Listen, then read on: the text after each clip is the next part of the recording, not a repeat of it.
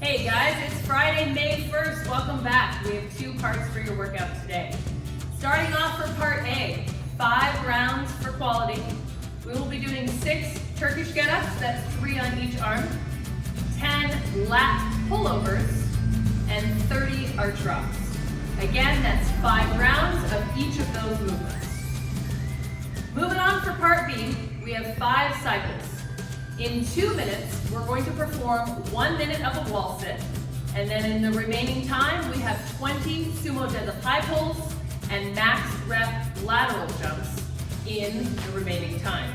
So, on the Sumo deadlift high pull, we're looking for a light weight, something that you can cycle quickly and confidently, so that you can get some lateral jumps until your time runs out.